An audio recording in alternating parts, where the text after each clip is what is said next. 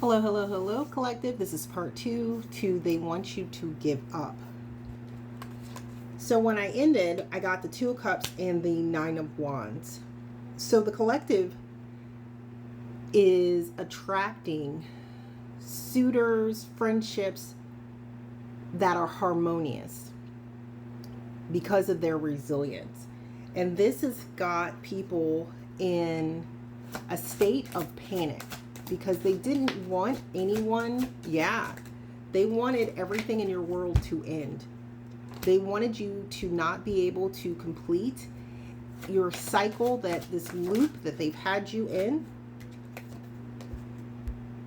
You are at this Ace of Swords, okay? You've had a breakthrough in understanding everything that has gone on in the past, where at one time or point you thought your failures were done based on your lack of knowledge, your lack of going the distance, when in all actuality, people were sabotaging your work.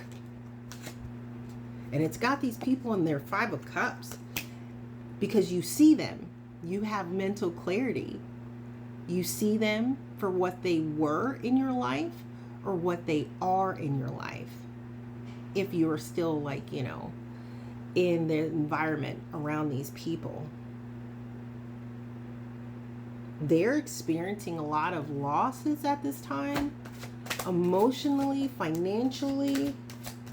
Yeah, the Fool card to the Nine of Cups,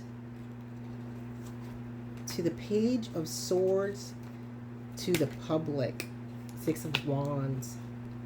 Okay. The collective has decided with the Fool card to take that leap of faith towards their new beginning, okay, to their wish fulfillment. They're no longer depending upon anybody else supporting them, running ideas by them. People are watching. People are watching with the Six of Wands to the Page of Swords to the Six of Wands. It is public. This victory that the collective is gaining, it is because people have seen that the original has always been the collective.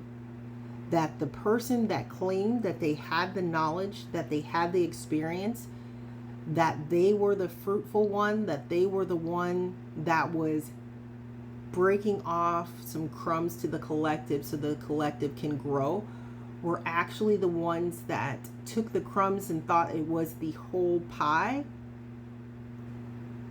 And in all actuality, people are seeing them for the liar that they are, because the collective, they see that the collective has everything. Where the collective started to where they are now, and the expansion is being seen out loud in 3D, in your face kind of attitude is going on, and people are at a loss because that shine that they tried to take away from the collective is shining bright. There's a King of Wands right now that's going through a tower when it comes to their financial opportunities, and a King of Pentacles is in the Hangman position. They're having to surrender whatever control that they thought that they had over the collective in this Queen of Cups energy. They have to surrender this control.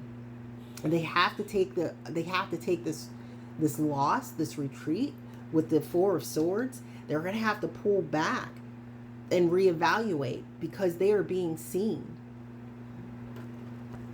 They can't talk their way out of this one.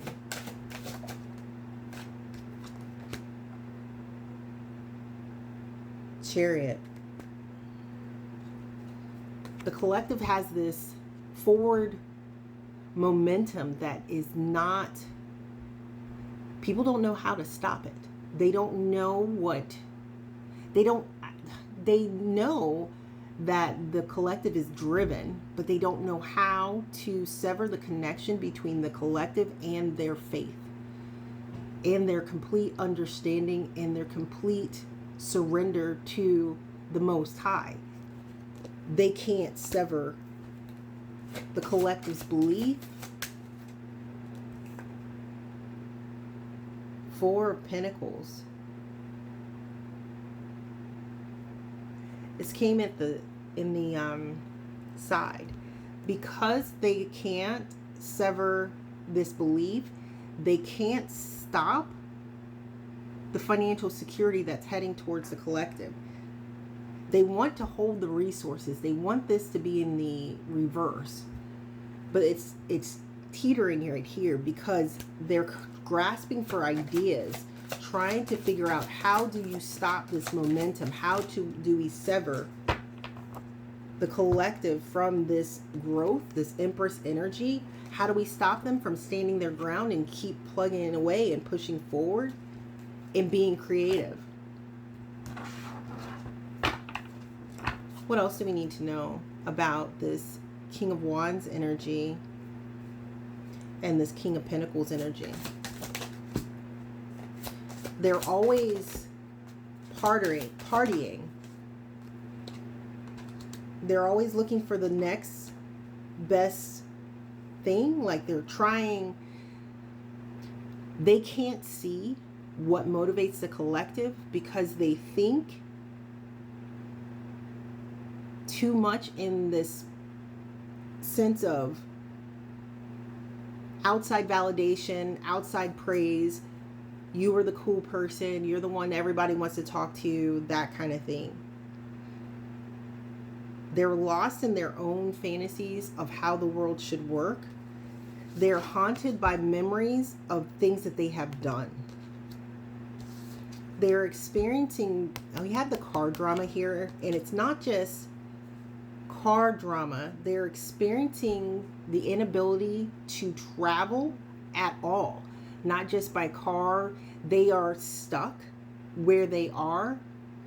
At one time, maybe they traveled towards the collective, or they traveled with the collective. Every time the collective would restart, they were able to pick up and keep the momentum going with sabotage and interference. At this point, they are unable to they're unable to continue to do this. So they're trying their old tactics of cyberbullying, trying to attack from a distance, because they're trying to interfere with some offer that's coming towards the collective, an opportunity that's going to open up doors.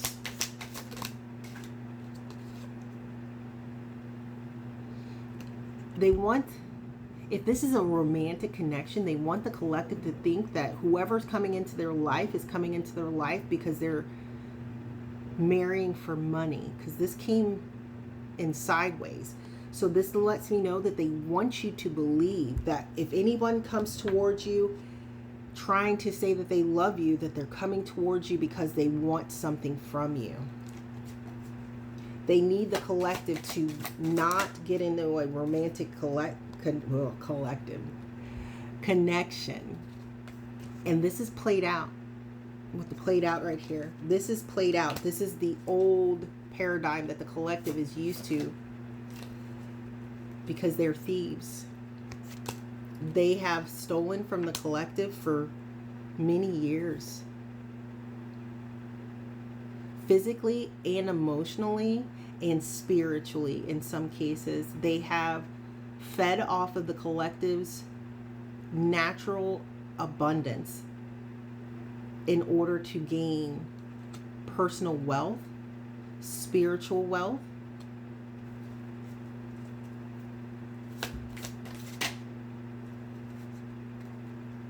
This person was considered the boss. This person was considered a leader.